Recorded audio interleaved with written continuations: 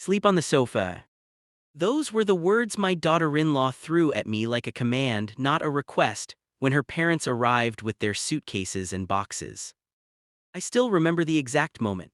It was a Tuesday afternoon, the kind of dull, heavy day when the sky looks like it's about to cry but never quite does. I had just finished washing the dishes and was drying my hands on a towel when the front door burst open. In walked my son Ahmed behind two unfamiliar faces, his wife's parents, dragging large bags behind them like they were checking into a hotel. Before I could even process what was happening, Shazia, my daughter-in-law, said loudly, "Amy, you'll have to sleep on the sofa now. My parents will use your room." "Not can you. Not would you mind. Just you'll have to." I stood there with the towel in my hands, feeling like the ground had shifted under my feet. "What do you mean, Beta?" I asked, forcing my voice to stay calm. "Why my room?"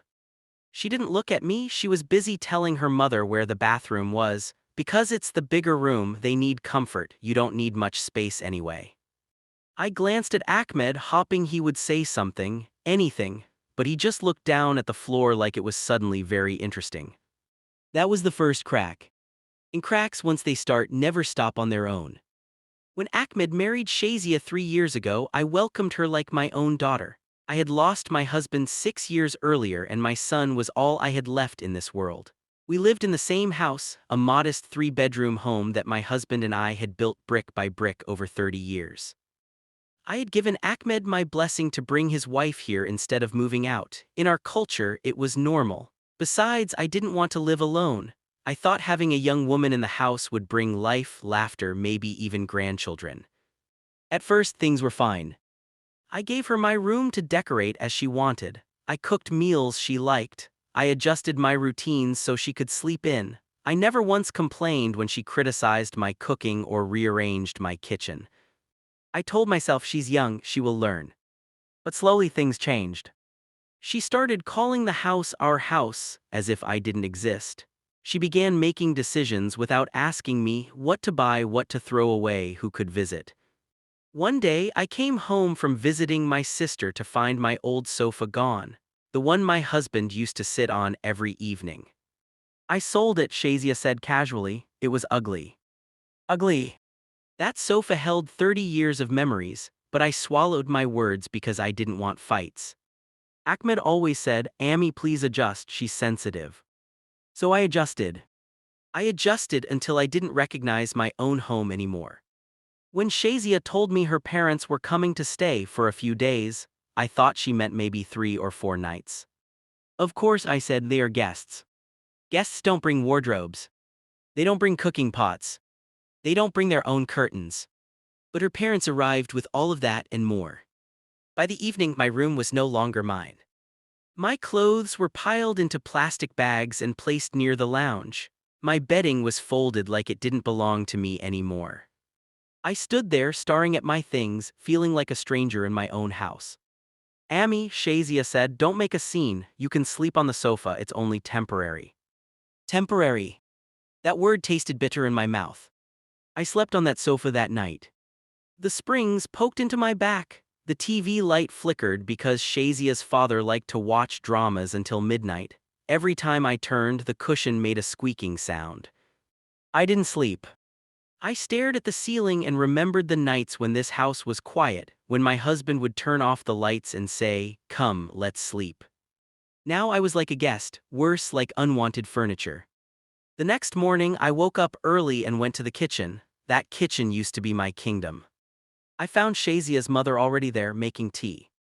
She looked at me up and down like she was measuring me. "You wake up very early," she said. "I always have," I replied. She nodded slowly. Old habits." Old.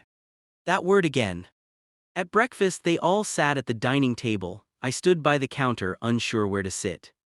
"Amy, can you bring more paradas?" Shazia said. I wanted to scream, "I am not your servant." But instead, I brought the paradas. I noticed something else that day. They spoke about me like I wasn't there. "Your mother eats very little," her father said to Shazia. "Old people lose appetite." "She should go for walks," her mother added. "She just sits at home." I was sitting right in front of them. Invisible. That afternoon, I asked Ahmed quietly, "Beta, how long will they stay?" He avoided my eyes, just until they settle things back home. What things? He shrugged. Some issues. Issues don't take over bedrooms. Issues don't turn mothers into sofa sleepers. But I said nothing. Again. By the third day my back was aching constantly. I asked Shazia if I could at least use my cupboard to take a shawl. She sighed loudly. Amy, don't disturb my mother, she just organized everything. My cupboard. My things. My room. Not mine anymore. That night, I overheard them talking in the bedroom that used to be mine. Your house is good, Shazia's father said, much better than ours. Her mother laughed. Yes, and your mother-in-law is very quiet, she won't be a problem. Something snapped inside me. Not loudly. Not dramatically. Just a tiny break. I went into the bathroom and cried silently so no one would hear. I wasn't crying because of the sofa. I was crying because my own son had allowed this. Because the house I built was now treating me like I didn't belong. On the fifth day, Shazia came to me with a list. We need to change the curtains in the lounge, she said, and the fridge is too small, we'll get a bigger one. Who is we? I asked.